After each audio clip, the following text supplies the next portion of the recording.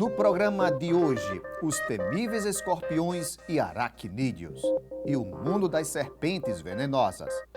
E conhecer um local no Hospital Universitário de João Pessoa que registra e orienta nos casos envolvendo acidentes com animais peçonhentos.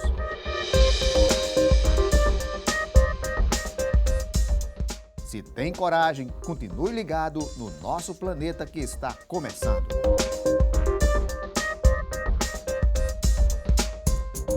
Olá, esses bichos são bem antigos, têm mais de 350 milhões de anos na Terra, bem mais velho do que os homens que têm 5 milhões. Algumas espécies são nocivas à raça humana, outras até benéficas.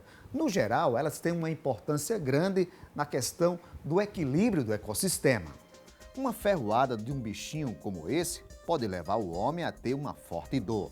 Mas, por outro lado, as abelhas são consideradas úteis para nós quando nos fornece o precioso mel. No Brasil, a espécie mais conhecida é a europeia. Para falar sobre esse assunto, nós estamos aqui com a Carolina Nunes, que é doutora em zoologia.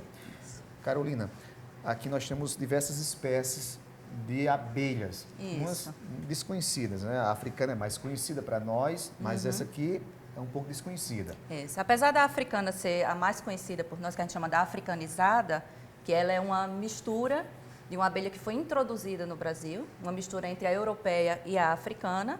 Ela é aquela abelha que todo mundo conhece, a amarelinha, listrada com preto, que produz mel.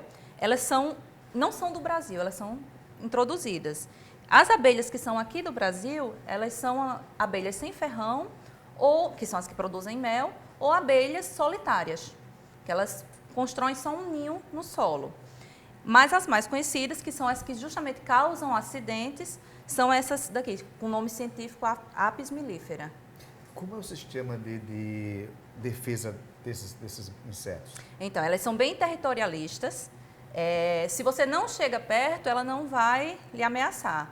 No entanto, se ela se sente ameaçada, ou com alguma pancada, algum barulho, algo que ameace aquela colônia, apenas uma picada de uma abelha que esteja defendendo, ela libera feromônio e todas as outras vêm defender a colônia. Então, quer dizer que o ataque é em grupo? É, em grupo. Elas vêm em massa para defender a colônia. Uma só ali picando, o ideal é manter distância, fugir mesmo, correr. Essa espécie produz mel, mas essa aqui não produz. Em geral, as solitárias, elas não vão produzir mel. Elas vão colocar o alimento, pólen e néctar para as suas larvas. Mas as que são sem ferrão, elas produzem mel, sim. Que aí elas formam colônias. Há uma diferença entre o besouro é uma espécie de inseto? Como é que se enquadra nessa questão Sim. aqui? Essa abelha aqui parece mais um besouro, vamos dizer assim. Existem muitas abelhas que o pessoal chama de besouro, né? Essas daqui, mas são abelhas mesmo. Existem diferença. O besouro, ele tem uma asa bem dura, uma casca, certo? Ela é bem dura, que é o que caracteriza ser o besouro. Já a abelha, ela possui essa asa que parece uma membrana transparente, bem fininha. Então é uma característica bem que dá para diferenciar bem esses dois grupos. Aqui tem mais outras espécies, né? Tem uma formiga. Tem formiga, né? besouro e uma lagarta. Então, dentro dos insetos, existem mais de 1 milhão de espécies de insetos. Alguns poucos grupos podem causar acidentes ao ser humano. Entre eles estão os himenópteros, que são abelhas, formigas e vespas. Dentro das abelhas, como eu falei, essa Apis mellifera é a principal causadora de acidentes, mas pode ser causado também por vespas. E dentro desse grupo tem as formigas, que também podem causar acidente. Em geral, aquela formiga que a gente chama de formiga lava-pés, que é a bem pequenininha, aquela mostrada ali no monitor. Então, ela pode causar um acidente também. Ela causa várias picadas com vermelhidão. Outros grupos de insetos que causam acidente são os besouros, então, grupos pequenos, que é conhecido popularmente como potó, que é um besouro bem pequenininho, que ele libera uma substância urticante que causa uma queimadura. E o meloíde também, que também libera essa substância que causa uma queimadura. E as larvas, que são as lagartas de borboletas e mariposas, que tem aquelas cerdas, como essas daqui, que ao tocar você pode causar irritação e até mesmo inchaço no local.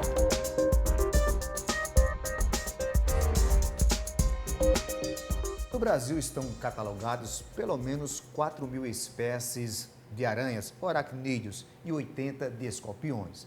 Nesses bichinhos ou em torno deles existem muitos mitos e verdades. Para falar sobre esse assunto, nós estamos aqui com um estudante que é doutorado em zoologia, William Fabiani. William, o que existe de mito em relação a esses insetos? Então, na verdade, os mitos em relação aos aracnídeos são inúmeros, né? Justamente porque são animais muito diversos, que estão em contato mesmo com o ser humano, principalmente pelo crescimento urbano, né? Cada vez mais acelerado. Então, está culminando nessa proximidade do ser humano com outros animais, como, por exemplo, os aracnídeos, né? E aí acontece que geram essas más informações ou informações equivocadas, principalmente geradas através da cultura, né? Dessas informações mais populares. E uma das principais informações é em relação às caranguejeiras, né?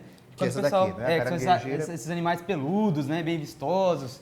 Que aí quando a galera já fala em aranhas caranguejeiras, já pensa em animais perigosos, animais pavorosos, né? Justamente pelos resquícios da mídia, né? Principalmente pelos filmes de aracnofobia, que gera todo esse preconceito em relação a esses animais. O que esse inseto ou essa aranha pode provocar numa pessoa? Então, no caso das caranguejeiras que existem no Brasil, nenhuma delas pode ser considerada de interesse médico muito relevante, digamos assim. Por quê? Porque todas elas possuem veneno, todas elas têm glândulas de veneno, são animais peçonhentos, mas no caso das caranguejeiras em específico, né, do Brasil, a toxina do veneno é muito baixa, então não vai causar nenhum malefício para a saúde do ser humano.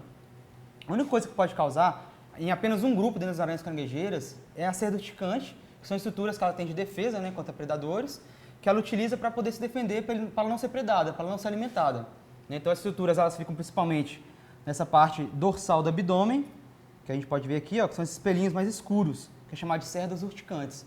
Então, quando esse animal se sente ameaçado, ele vai pegar com a perna 4, vai raspar esse dorso do abdômen e vai, então, levantar essa nuvem de cerda urticante e a pessoa vai ter uma coceira. Então, em relação às caranguejeiras, o único malefício que esses animais podem trazer para a saúde do ser humano é justamente essa urticária que pode causar por essas cerdas urticantes presentes no dorso do abdômen. Existe um animal predador da caranguejeira? Sim, existem outras caranguejeiras que podem predar caranguejeiras, tem serpentes que predam caranguejeiras, lagartos.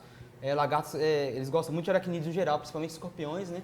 E caranguejeiras também podem ser predadas por eles. William, aqui nós vamos ver que existe a aranha, a viúva negra aqui da Paraíba, que é essa daqui, não é? No caso, esse aqui é do grupo da viúva negra, né? Que é do gênero Latrodectus, que ela é chamada de viúva acinzentada ou viúva marrom, digamos assim. Porque ela não é aquela viúva negra escura que todo mundo conhece, né? Ela tem uma cor mais clara. Ela também é considerada um animal de interesse médico, mas a toxina dela não é tão forte quanto a da viúva negra em si, mas também é considerada como um animal de interesse médico. E desse lado de cá nós temos a aranha marrom de fato, que é aquela que causa sintomas mais ligados à necrose, né? A morte celular do tecido mesmo, que o tecido fica com aquela característica bem escura, né? Justamente por causa da característica da toxina do veneno desses animais. É um filme americano que mostra uma aranha, uma espécie rara de aranha que é trazida para uma cidade americana, certo. E aquela aranha vai provocar um estrago, muitas mortes naquela comunidade. Existe entre as mais de 40 mil espécies em todo o mundo de aranhas ou alguma capaz de matar o ser humano? Então, essa parte que os filmes mostram de aracnofobia, né? São muito complicados justamente porque cria essa visão errônea da população, né? Para a população em relação a esses animais. Então, tem que tomar um pouco de cuidado, porque são poucas espécies que podem causar algum prejuízo para a saúde do ser humano, né?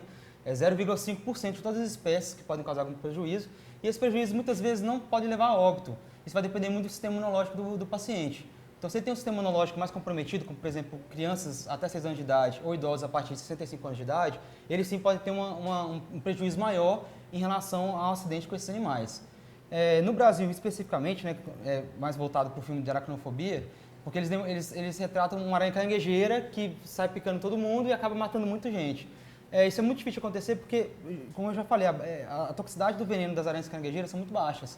Só tem um gênero no mundo inteiro que pode causar algum malefício para a saúde do ser humano em relação ao veneno, que é lá na Austrália, que é uma espécie endêmica da Austrália, que chama Atrax, que ela não ocorre aqui no Brasil, né? É uma espécie que só ocorre lá.